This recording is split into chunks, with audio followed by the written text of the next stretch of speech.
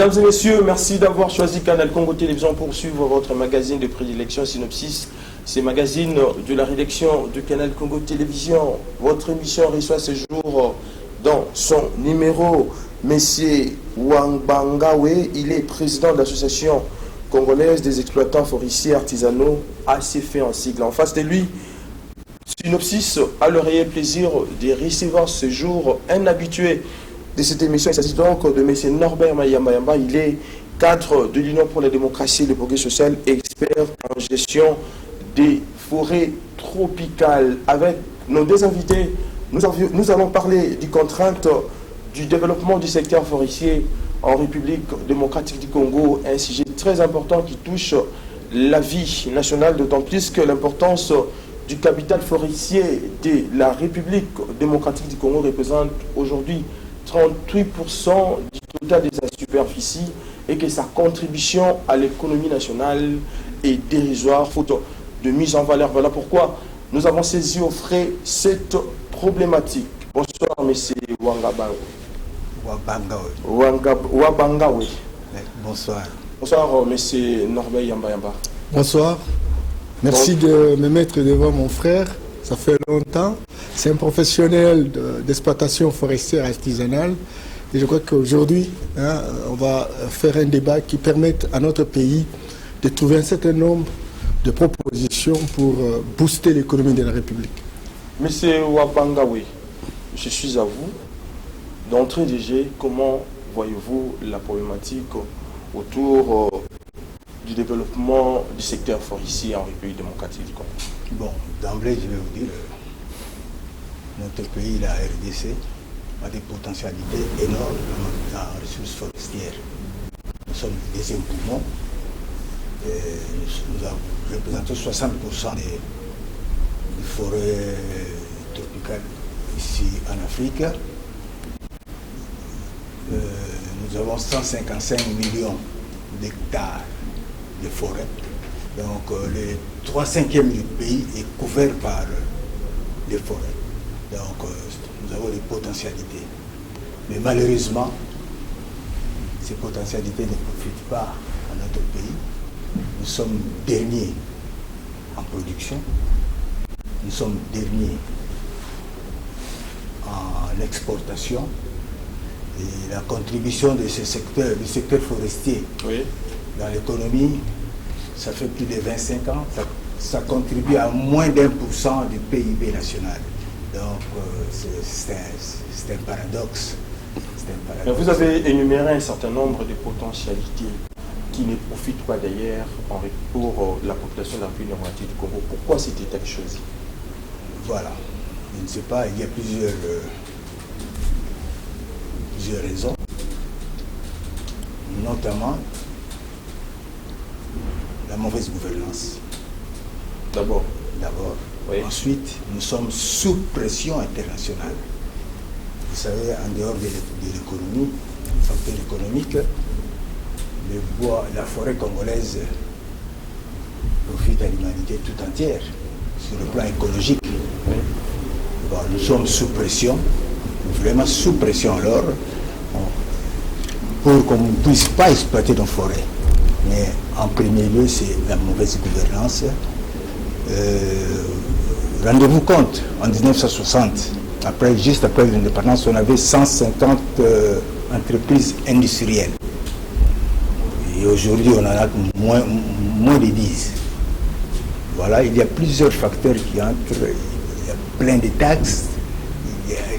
Les investisseurs se méfient de la condition de sécurité dans nos pays, conditions d'investissement dans nos pays, tout ça, ce sont des facteurs qui... Ensuite, en dehors de cela, le bois congolais n'est pas compétitif sur le marché international. Il y a une raison. Vu la dimension de notre pays. La dimension de notre pays, un exploitant qui est dans le nord de la Tchopo, par exemple, pour faire parvenir ces bois jusqu'au port de Matadi, ça peut prendre 3 mois. Oui. Contrairement à d'autres pays du bassin du Congo, le Gabon, Cameroun, le Congo en face, Centrafrique. Mais vous avez parlé de la mauvaise gouvernance. Vous êtes l'homme du terrain. Qu'est-ce que vous faites à votre niveau pour impulser une certaine dynamique, Écoutez, afin que ces problèmes soient résolus? nous sommes du secteur privé, Oui. n'est-ce pas? C'est l'État qui donne les orientations dans un pays. Nous sommes là pour suivre. On a des propositions à faire. Je vais vous donner un exemple. Je disais, la dimension du pays est trop vaste, Oui. et ça pose un problème. Ça rend le coût de transport de bois très élevé par rapport à nos amis du bassin du Congo.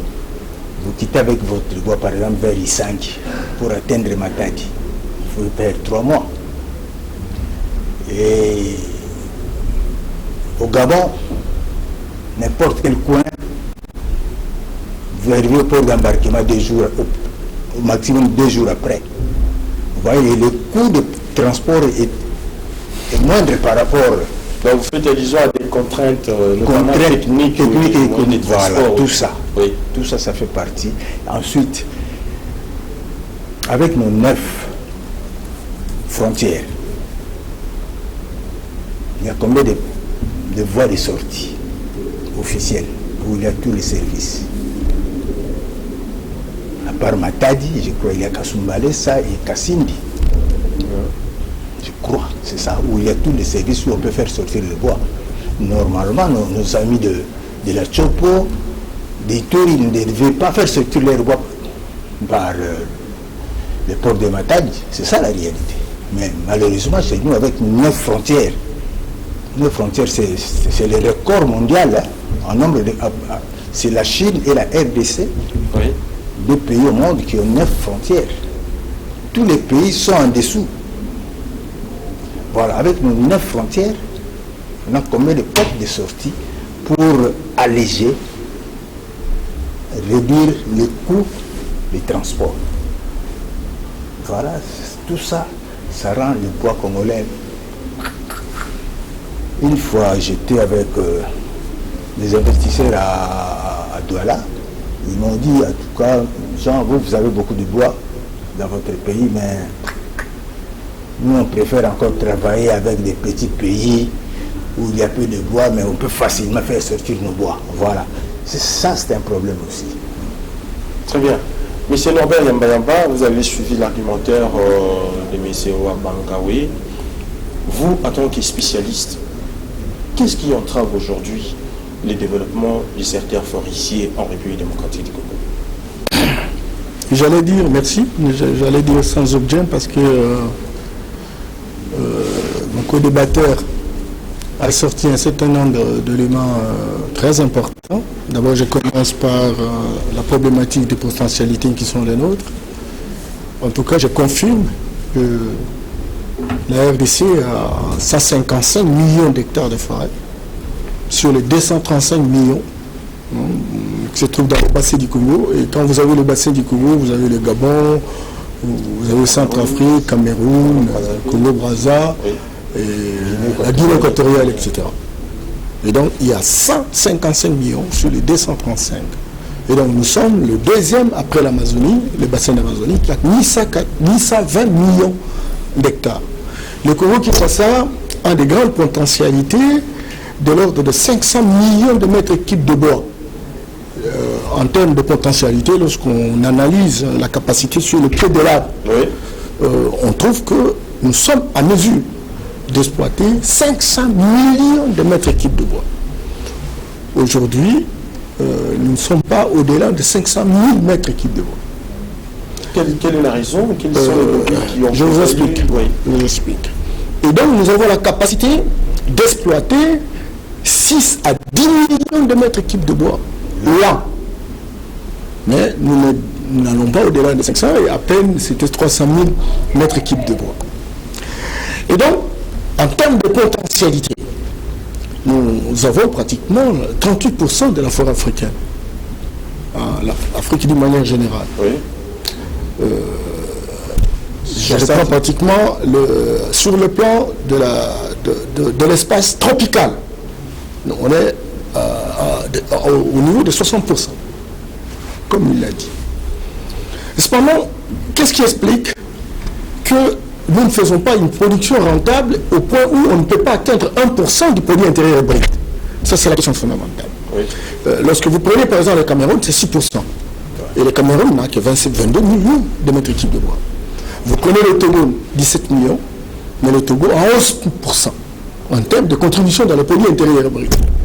Vous prenez le Congo-Brazza, c'est 20 millions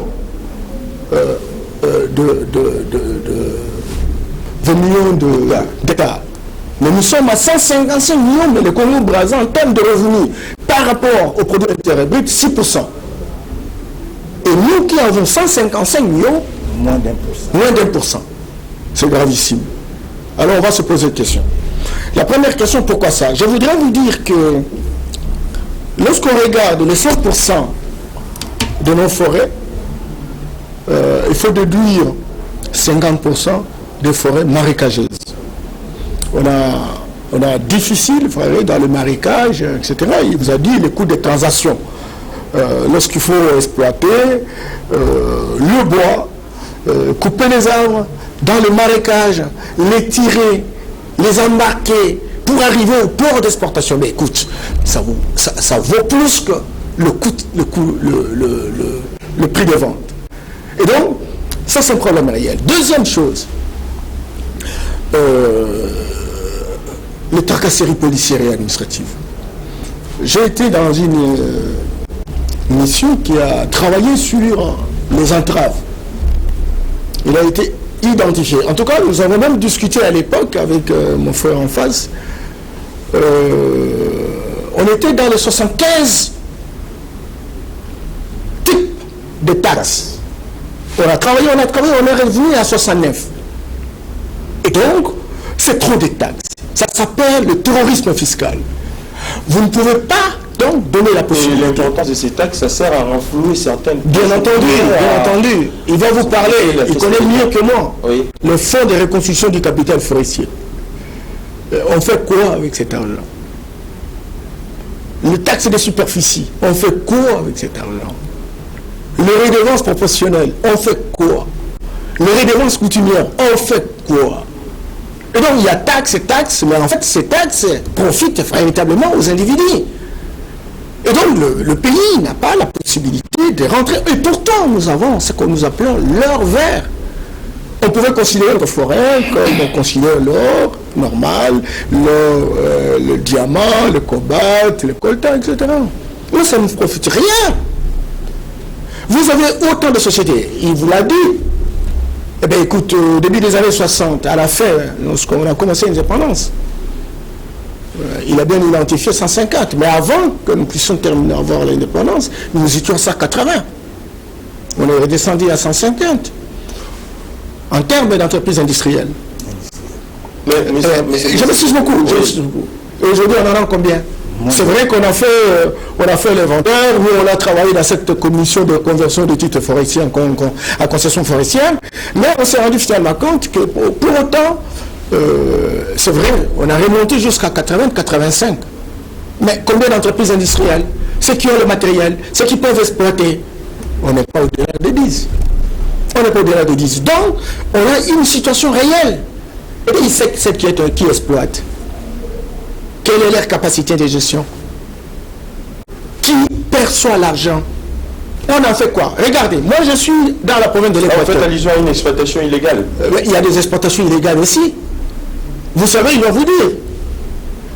Mais pour exploiter le bois, il existe une réglementation. Combien de diamètres pour exploiter le bois? Il faut aller à Bikoro, à l'Équateur. J'ai vu des gens qui exploitent un petit arbre, comme ça on le coupe. Même pas 150 cm. C'est gravissime. Vous avez beaucoup d'entreprises qui opèrent dans un endroit, et puis finalement, l'administrateur du territoire n'a même pas des chaises pour recevoir les gens. Vous imaginez? Et lorsque vous regardez le code forestier, on vous dit non, il faut une contribution. Est-ce que ces codes forestiers est-il respecté en RDC? Non, mais en fait, quand il y a des liquidations, il y a l'évaluation de l'autorité de l'État. et que l'autorité de l'État est partie prenante véritablement au dérapage, vous n'avez pas de résultats. Comment va-t-on respecter le code forestier dès lors que même dans certaines entreprises forestières, on trouve ceux qui véritablement sont au pouvoir, qui ont des relations avec tel ou tel, et qui deviennent les parrains, les boucliers, des remparts des sociétés d'exploitation forestière. Ça pose problème. Ça pose problème. Même au niveau de la réglementation, on dit, lorsque on perçoit les taxes, il y a ce qu'on appelle des recettes en caractère national, qui doivent être rétrocédées entre 40% au niveau de la province. Et la province doit aussi rétrocéder 15% des endroits de provenance de bois. Allez-y, aucun endroit. Moi, je fais l'étude par rapport à ça. Je n'ai trouvé aucun secteur de provenance de bois qui a reçu même un centime. Mais alors, vous recommandez quoi pour que ces mais la loi est là. La loi est là. L'article 89 du Code forestier. La création, la mise en place des investissements socio-économiques dans des endroits de provenance.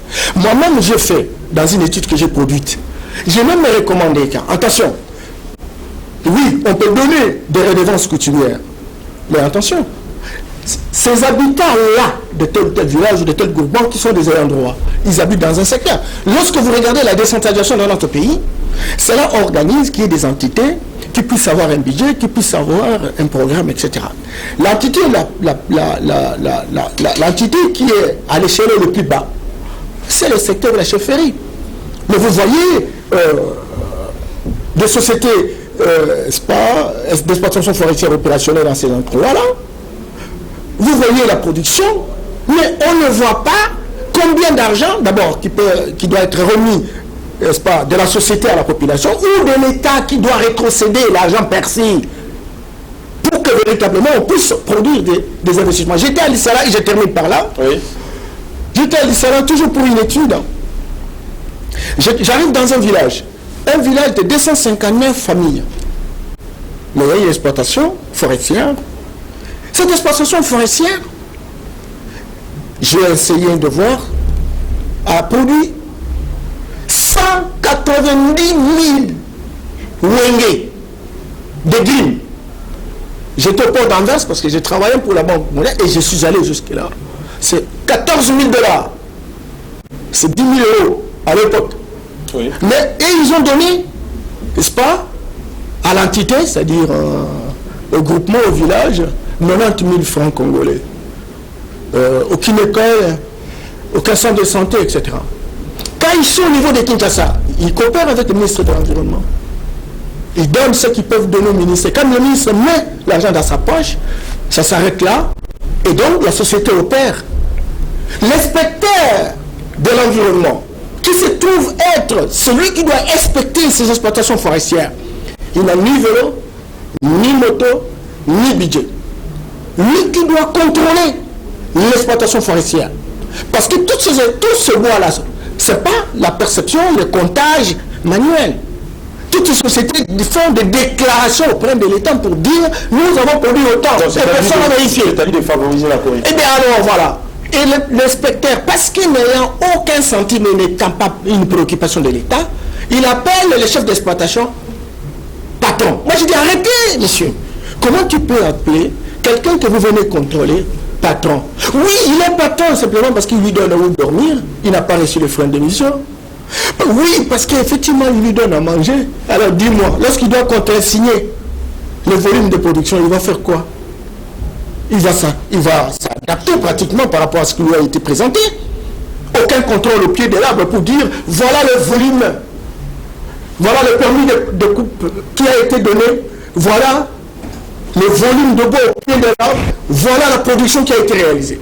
Rien du tout. C'est le rapport de l'exploitant. Encore que l'exploitant veut maximaliser véritablement ses ressources simplement parce qu'il est tracassé. Il est tellement tracassé et la tracasserie n'apporte rien dans le budget de l'État. Très bien. Monsieur Wangaba, oui, je reviens à vous. Vous avez suivi la manière dont a parlé M. Norbert Yamba. Mais maintenant, face à une telle réalité, qu'il faut-il faire pour améliorer la transparence et ne pas permettre l'illégalité de l'exploitation de nos ressources? Mais en fait, il n'y a qu'une seule réponse. Oui. Il faut appliquer la loi, le règlement. Il y a des textes qui existent, mais l'application de ces textes, c'est ce qui pose problème. Mais vous avez dit plusieurs législations en matière, mais l'application semble difficile. Mais c'est ça le problème. Je vous dirais peut-être 80% de la réglementation sur l'environnement n'est pas respectée, sur tous les plans. Assainissement, environnement général, exploitation forestière, voilà. 80% des dispositions réglementaires appliquées. C'est ça le problème. Il faut appliquer la loi et puis c'est tout. Écoutez, on met les lois sur place pour canaliser le comportement de l'homme. S'il n'y a pas de lois, l'homme fera des dégâts. C'est la raison d'être des lois, je crois. Mais si on ne respecte pas ces textes, parce que lorsque, en fait, je ne crois pas que ces différents textes qu'on élabore au niveau du Parlement et qu'on promulgue par les chefs de l'État répond également à vos aspirations. Est-ce que vous, en tant que, en fait, l'homme du terrain, est-ce que vous faites quand même des efforts pour, ne fût-ce que aller à la commission des ressources naturelles de l'Assemblée nationale pour assister, ne fût-ce qu'à l'élaboration de certaines lois? Non, je vais vous donner un petit exemple. Oui. Mon ami Yamba Yamba parlait de reconstruction du capital forestier. Oui. C'est le Fonds forestier national, créé par une loi. C'est le Code forestier qui a créé le Fonds forestier national pour reconstituer le capital forestier. Mais le Fonds forestier existe depuis combien de temps? Presque une décennie. Mais plus que même. Moi, à ma connaissance, je ne sais pas, 1 mètre carré de reboisement financé par le Fonds forestier. Mais où va cet argent? C'est une loi. Si vous abattez l'arbre, il faut replanter. Et l'exploitant ne peut pas le faire parce qu'il n'a pas cette technique. Justement, c'est ça que je dis. Pourquoi ne pas aussi militer en faveur de la revisitation de ces... Par conséquent, l'exploitant va payer l'argent. Oui. Ce qu'on appelle taxe d'abattage. Oui. Payer l'argent, cet argent c'est pour reconstituer, faire le travail à votre place. Je coupe un arbre, par mètre cube, je paye $5. Cet argent est destiné à reboiser quelque part. Comme la loi n'est pas respectée, et cet argent prend une autre destination. Et nous, les privés, on a le pouvoir que de dénoncer, comme on est en train de dénoncer maintenant. Notre pouvoir se limite à dénoncer. Nous, en tant que syndicat, on se limite à dénoncer le mal. C'est tout. Mais qui a le pouvoir? Celui qui a le terrible pouvoir. C'est l'exécutif national. Voilà. Et vous dénoncez. Il est insensible, il est indifférent. Qu'est-ce qu'on peut faire? Monsieur Norbert Yamba, il y a un certain nombre de contraintes par rapport au développement de ces secteurs, les secteurs forestiers en République démocratique du Congo. Est-ce que vous pouvez nous donner ces différentes contraintes qui ne favorisent pas ou qui entravent les développements du secteur forestier en République démocratique du Congo? D'abord, il faut saluer l'arsenal juridique qui est déjà mis en place. Mais son application pose... Le président qui travaille dans ce domaine vous dit que 80% des textes réglementaires ne sont pas respectés. C'est que quelque part, il y a un déficit au niveau de la volonté politique. Je vous ai dit que nous avons une moyenne de 500 millions de mètres cubes de bois. Nous ne pouvons pas exploiter plus de 500 000. Mais la contribution dans le produit intérieur brut n'est que moins d'1%. Quelque part, il y a une autorité qui est appelée à modeler la nature naturelle, qui est appelé à régenter la République dans les différents secteurs de la vie nationale, y compris le secteur forestier. Mais finalement, on ne ressent pas, n'est-ce pas, sa volonté de matérialiser et de suivre, de faire le monitoring, l'implémentation sur les différentes dispositions qu'il met en place. Ça, c'est la première chose. Deuxième chose, je crois qu'au départ, à l'introduction, le président vous a parlé du problème de la bonne gouvernance. Oui. La bonne gouvernance suppose, il y a différents acteurs qui interviennent dans la production, dans la commercialisation, etc. Mais il y a un problème de non-respect des principes de base. Il y a aussi la corruption, il y a l'augmentation des taxes, il y a la volatilisation des ressources, et trop d'abus de pouvoir. Au point où le pays ne trouve pas son compte. Cette mauvaise gouvernance a été démontrée plusieurs fois par une littérature abondante. Autre chose, c'est que, bon, quel est le niveau de professionnalisme de ceux qui sont appelés véritablement à exploiter la forêt, du moins pour les communautés, les concessions communautaires. Et c'est là justement que je voudrais dire au président qu'au même moment qu'on dénonce contre les exploitants, il faut également voir ce que font aujourd'hui les artisanaux. Ils sont nombreux, le président peut bien l'en témoigner. À l'époque, quand nous avons fait l'étude, ils étaient 800 artisanaux. Je ne sais pas combien, ils sont des milliers aujourd'hui. Mais quelle est leur contribution? Ça aussi, ça pose problème. Et il a été démontré par une littérature abondante aujourd'hui que maintenant, les exploitants commencent même à exploiter parce que dans les concessions qui sont exploitées par les artisanaux, il n'y a pas beaucoup de conditions, etc., etc. Et donc, tous ces industriels, je ne sais pas qui viennent de l'extérieur, c'est complexe d'aller vers les artisanaux, s'entendre avec eux et commencer à exploiter. À ce moment-là, on minore la production. Le Congo ne peut pas en bénéficier. Cette opération qui frise l'escroquerie pose un problème également au niveau du développement du secteur forestier. Et il vous a parlé des coûts de transaction. Regardez la géographie de notre pays. Si dans l'hypothèse qu'il y a le bois, Bafasende, on fait comment? Il faut tirer le bois de Bafasende jusqu'à Kisangani parce que c'est là qu'il y a le fleuve. Et ça va coûter combien? Vous risquez de tout terminer, le prix de rivière risque véritablement être plus que le prix de vente. Absolument. Alors qui va être intéressé pour faire un tel travail? Je connais par exemple le territoire de l'Omela. Beaucoup de forêts, beaucoup de wenge. Et lorsqu'on discute avec les gens, est-ce que vous ne pouvez pas? Parce que moi j'ai quand même des amis qui sont des exploitants forestiers avec qui j'ai travaillé comme consultant. Mais ils disent, mais monsieur Yamba, on ne peut pas aller là-bas. Comment on va mener? Regardez, 2000 km, mais nous allons quitter là-bas jusqu'ici. Il n'y a pas de voies et le carburant. Les voies routières. Et les voies routières. Et il faut aller en forêt. Il n'y a pas de route en forêt. On vous amenez ça en comment pour transporter, pour tout cela faisant comment? C'est comme ça qu'un pays qui a pris conscience de ses potentialités, mais c'est le gouvernement qui se met au devant de la scène pour faire la géographie. Et faire la géographie au travers d'une carte d'aménagement forestier. Il sait qu'aujourd'hui, j'ai une densité forestière dans tel ou tel endroit, il fait une carte, et sur ce bas de cette carte, il dit, comment désenclaver ces endroits? Parce qu'effectivement, nous avons besoin de ce produit. Et on organise, on fait des routes, etc. On met même des cités, des agglomérations coutumières. C'est-à-dire des endroits où on intensifie les commerces, on intensifie les activités économiques, etc. Et dans cet endroit-là, même les exploitants forestiers vont être intéressés.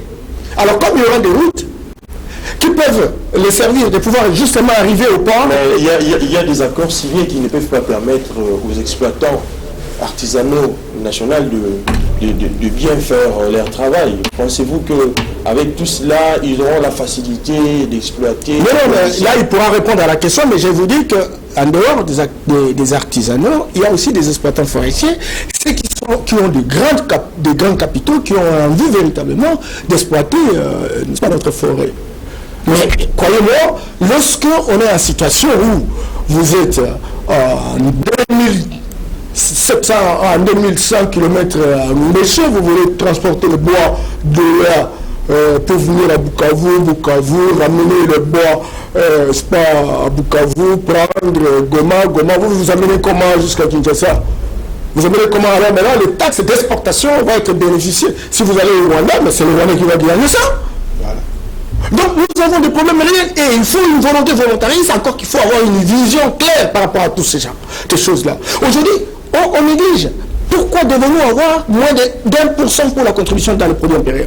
Parce qu'on n'en a pas fait encore privation.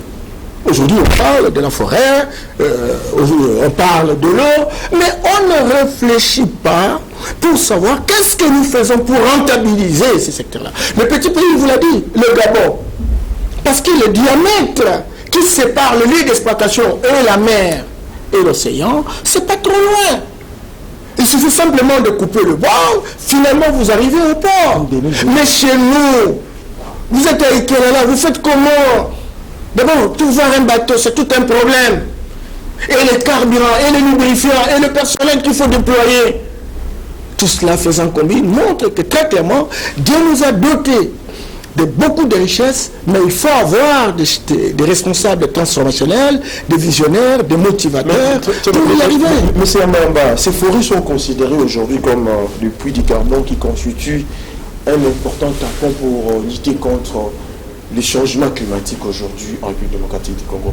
Est-ce que l'exploitation pour arriver à bon escient à ces changements climatiques est-elle effective? Oui, mais les dérèglements climatiques aujourd'hui, les études ont été faites.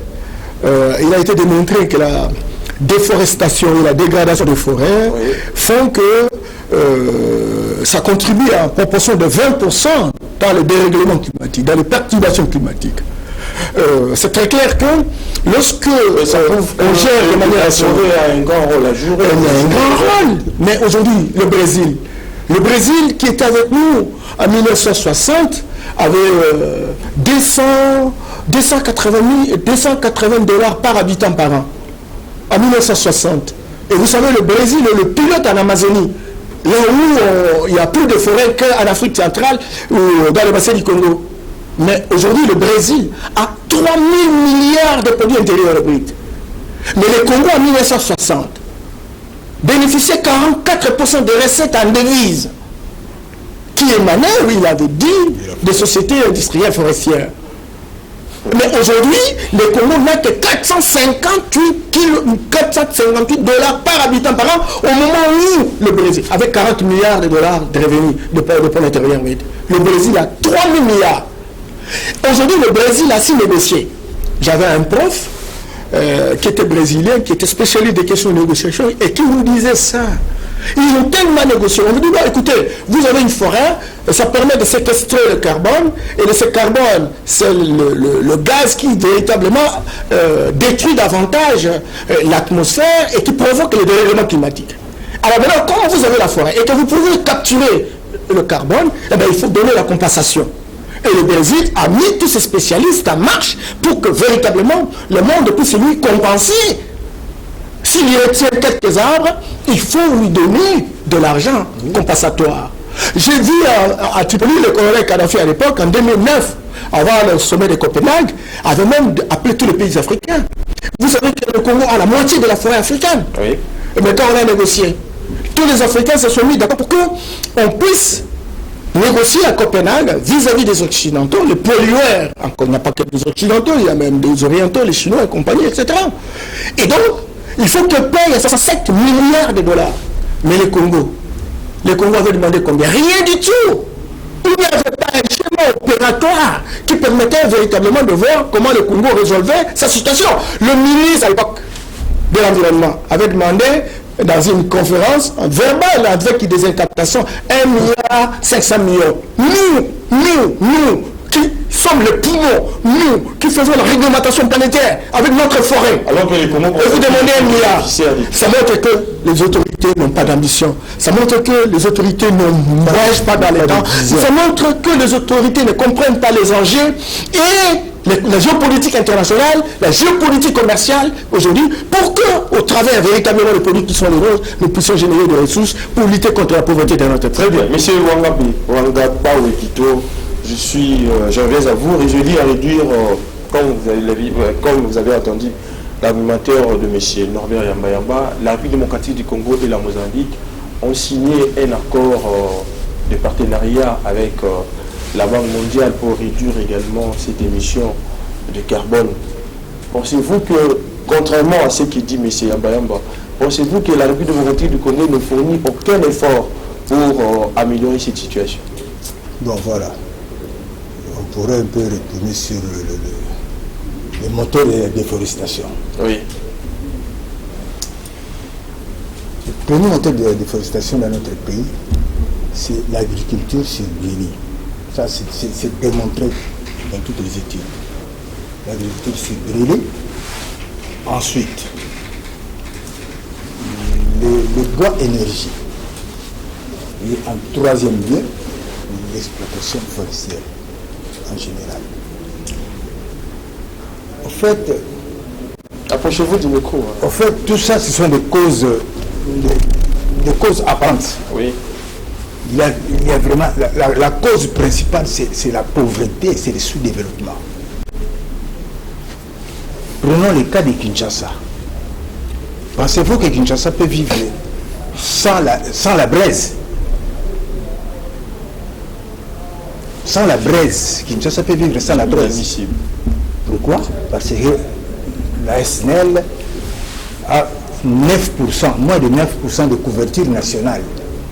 Donc on a besoin, dans nos ménages, on a besoin de la braise. Et la braise, vous savez, pour la ville de Kinshasa seulement, 3 millions de mètres cubes l'an. Et si on parlait du Congo en général, vous vous rendez compte comment est-ce que la forêt est dévorée à cause des manques d'électricité. Pensez-vous que nos mamans qui sont dans les villages se plaisent à aller chercher des boîtes de chauffe sous la pluie, sous le soleil? C'est par plaisir, non. Ils sont contraints de le faire parce qu'ils n'ont pas d'électricité. Et pourtant, nous, on pouvait avoir de l'électricité à la portée de tout le monde. On a des cours d'eau par-ci, par-là. Je crois que c'est des pays qui ont beaucoup de cours d'eau ici en Afrique, ou peut-être dans le monde. Mais on n'a pas de... C'est le sous-développement qui est à la base de la déforestation. Et même ceux qui sont dans l'exploitation des bois d'œuvre, c'est pas nécessairement par passion. Ça fait plus d'une vingtaine d'années, une trentaine d'années, nous sommes dans une crise multisectorielle. Il y a des gens, les jeunes gens qui terminent les études, ils n'ont pas d'emploi, ils sont contraints de s'adonner dans l'exploitation pour survivre. Mais il y a de ceux-là qui estiment que travailler dans la forêt n'est pas du bon boulot. Donc, juste là. Faire travailler dans des bureaux. Mais dans les bureaux, il n'y en a pas, il n'y a pas de boulot. Est-ce que vous pensez qu'il y a un taux de chômage élevé dans notre pays, ça vous savez. Faute de mieux, les gens se donnent à l'exploitation de forêt. Mais qui est beaucoup plus rentable? Apparemment, c'est pas vraiment rentable, à mon avis. Bien, nous acheminons déjà petit à petit vers la fin de cette émission. J'aimerais que chacun de vous puisse placer un mot. Monsieur Yamba, je commence par vous. Quelle solution pour remédier à ces problèmes? Ok. Je voudrais adhérer à ce que disait mon co-débatteur, que la déforestation sauvage est en branle. Il a cité l'agriculture sur brûlis, et vous savez que 90% de nos concitoyens qui sont en milieu rural ne vivent que de ça. Il a parlé de l'utilisation de bois de chauffe dans la ville de Kinshasa, dans le périmètre de la ville. C'est 80% des gens qui vivent essentiellement de bois de chauffe. C'est comme ça que lorsqu'il faut aller dans le périmètre de la ville, vous ne trouvez pas des arbres, vous trouvez des sticks qui commencent déjà à couper, etc. C'est très clair qu'il y a un problème d'énergie. Et c'est là justement que nous voulons aller dans la direction de ressortir la vision du président actuel le président souhaiterait véritablement juguler ces problèmes d'énergie en faisant une sorte de diversification de différents types d'énergie, profitant véritablement de la libéralisation de ces secteurs. Et là, le président insiste, outre l'énergie hydroélectrique qui dessert aujourd'hui près de 9%, encore que 9% de délestage, ce n'est pas véritablement une desserte de qualité, il y a permanence, ce sont des coupures récurrentes, etc. Or, nous avons 25% en termes de potentialité sur les 50% de l'énergie du monde qui regroupe, n'est-ce pas, le pays du tiers-monde. Vous prenez l'Asie, vous prenez l'Amérique latine et l'Afrique. 50%, mais le Congo-Kinshasa seul dispose de 25%, avec une capacité de 100 000 MW, ne serait-ce qu'en termes de desserte, sur le plan hydroélectrique. Mais maintenant, non, hydroélectrique, le barrage d'Inga, 44%, et l'autre barrage, etc., ça vous fait 100 000 MW. Aujourd'hui, nous ne sommes qu'à 1400 MW. 1400 MW sur les 100 000 de potentialité. Et donc, le travail qui doit être fait, essentiellement, d'aller dans cette direction, de maximaliser naturellement cette énergie hydroélectrique, d'aller dans la diversification, en mettant en branle l'énergie éolienne qui fonctionne à l'aide du vent, l'énergie solaire qui fonctionne à l'aide de photovoltaïque, ce qu'on appelle les panneaux solaires, etc. L'énergie qui fonctionne à l'aide du biogaz, en mettant en place des digesteurs avec la biomasse, on peut produire du gaz. L'énergie, mais la réalité, mais il faut avoir d'abord une politique, et je vous dis que le président actuel voudrait véritablement aller dans cette direction-là, et il attend de diversifier. Nous avons le gaz méthane dans le lac Kivu. Aujourd'hui, le Rwanda exploite, ça fait la richesse du Rwanda. Pourquoi on ne le ferait pas chez nous? Et c'est comme ça qu'à un moment donné, on s'est posé de questions, pourquoi le président doit aller au Rwanda, etc. Mais écoutez, il faut discuter de toutes ces questions pour créer des projets fédérateurs de manière que le Congo aussi trouve son compte. En dehors de ça, il faut remettre en scène la bonne gouvernance. Il faut aussi avoir des opérateurs économiques qui méritent, encore qu'il faut faire le sévrage entre les autorités de la République et tous ces exploitants forestiers qui véritablement trouvent de la mêle pour se nourrir et s'enrichir insolemment. Mais c'est Wamba, bah oui, votre mot pour te clôturer. La RDC doit avoir une vision. Oui. Il me semble que nous naviguons à vue. Oui. Nous ne savons pas où aller.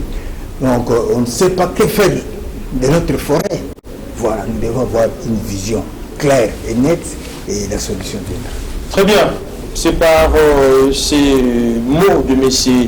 Wabangawe que nous mettons un terme à cette émission Synopsis. On se retrouve les vendredis prochains avec un autre invité, mais d'ici là, portez-vous bien et bonne sur Canal Congo Télévision, la télé thématique.